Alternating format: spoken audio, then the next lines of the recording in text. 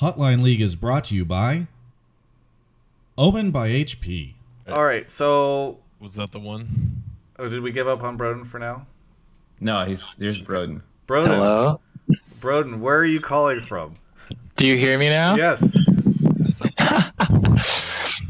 I'm calling from my bedroom. Okay. And I just wanted to say, as the former content creator for the late great Team Dragon Knights, I am one with you guys. We are all content creators. Huzzah! Huzzah. We're enemies, dude. Do you have anything? We're enemies. Team Bro, can there's a relegate reason you're us. not on a webcam here, right?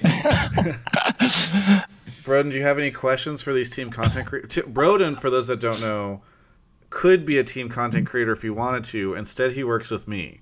So I don't know how comfortable Brodin is with me disclosing it, but I've decided to do that anyway. Brodin, why have you decided not to be any of the people that are on this? Because you could potentially be repping one of these teams. So I decided not to join a team because I felt very constricted working with the same 5 players, which is, as I heard earlier in the stream, like, if the players don't do well, you're cuffed to just create kind of the same narrative unless you can find some player that will change everyone's attention from their losing streak, you know? Like, with Team Dragon Knights, for example, they were losing basically every game, and it's like, that was the story every day. It was like, how do you guys feel? We feel shitty. Okay. Are you going to do anything differently? Yeah, we'll play better. And that's it, you know? Yeah. So do you think, Brodin, that these guys should feel envious of the fact that they just have to work with players instead of being able to work with me? Jeez, what the hell? Well, I mean, there's pros and cons. Like, the pros to working with a team is that you have unlimited access to them. Well, hypothetically, unlimited access to them. Whereas being a third party, you don't always have the resources that you would hope you have. What are you talking about? I just bought a drone. Hey, we'll keep that. I'm not going to touch that yet. That being said, like, being a third party, you can, like, we can make a video with every team in it if we wanted to, you know? Yeah. Yeah. Yeah. Do you have a question for any of these guys? Because it would be nice if Vital just sat down and he just had to sit here and hear you talk about how it sucks to work for teams and why it's great working with me. Do you have a question for any of these guys or anything you want to say? Yeah. I don't know if it's been answered, but I'm curious how you guys interact with your players, because that very much affects how they act on camera, and they are your sole characters in your pieces. So I'm wondering, like, are you guys flat as walls? Are you like, don't look at me, I'm not here, I don't exist? Or do you guys, like, go up to your players and you're like, hey, would you mind, like, doing this for the camera because it would look awesome? Or, like, we need this shot, you know? Yeah. I speak robot if anyone needs to. Yeah, so like for Brodin, your internet is dying or something, but the question was basically, how do you guys interact with your players? Do you ask them to do stuff for you sometimes, like, hey, can you walk this way, or can I get the shot? Or do you ever talk to them, or do you just, like, fly on the wall? Are we all robots today?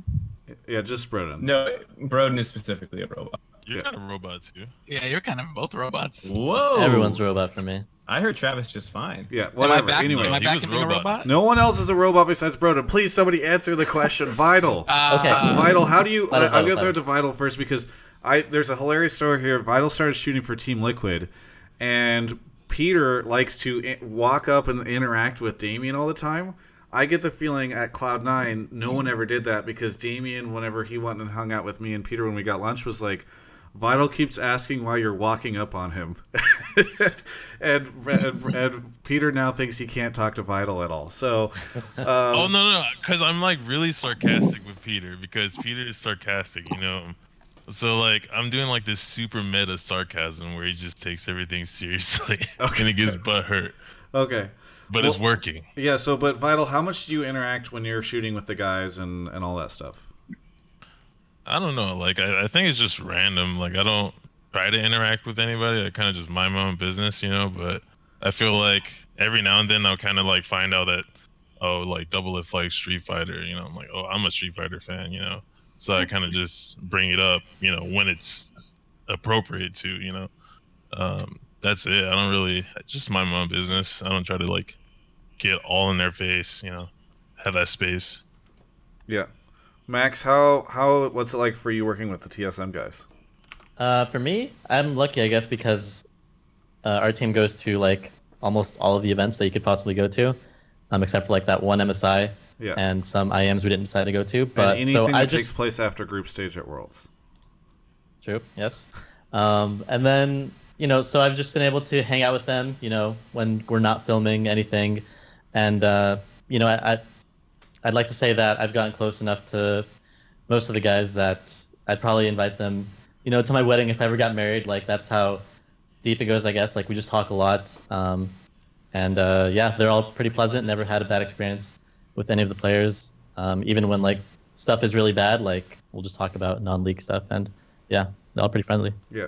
I have a question for Matt. Who would you say you're the closest to as far as players right now? at TSM? Yeah. Probably Bjerg, just because I've known him the longest. And then, but like besides Bjerg, maybe, yeah, I guess Kevin second longest. Yeah. What's it I like got for a you, Max? question. Like you said, you'd invite these guys to your wedding. What happens when the players leave?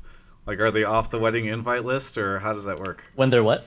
When they leave the team. So like Oh, Vincent, no. Dennis, Peter. No, Dennis and like Vincent, Peter especially, like they were on the team for like 2 years. So yeah, most guys that were on the team, you know, I'm pretty close with them. So even if we don't talk much now, like, you know, players don't talk to each other when like they jump teams. So I don't really get to talk to them that much now, but you know, I'd say it's still pretty friendly. Gabe, how much do you interact with players on 100T? Depends on the situation. You know, if they're all joking around and stuff, I mostly want to capture that. You know, I as much as it's fun to be a part of it, those are the moments that you want to capture most. The most inviting parts are like what you want to capture, because it's easy to go and jump in and talk, but it's like, oh, this is so genuine. You know, this is something I want to record. So I find myself like either like replying or asking a question in those situations that keep it going. But ultimately, you know, when a camera's not running and I don't have one in my hand, they're just great guys, you know. I don't know Someday Ryu, like Someday and Ryu are the two hardest to talk with, but you know, they're fun. I always bug them about something or just like yell their name. That's a good way to get their attention and just be like, hey, you look great today. So Will, Cody, and Zach are just ultimately really good people, and so it's so easy to get along with them. So I think actually we're pretty lucky. The three of our teams have such personalities that are just more, I guess, normal in a sense. Yeah. So Mark, kind of sorry, what you've been trying to talk. Yeah, I was trying to ask Brodin's actual question, Travis, when he was saying, have you guys ever had to like force them to do something? Because he was saying how much of it is being on a fly on the wall in terms of shooting, less about personal relationships.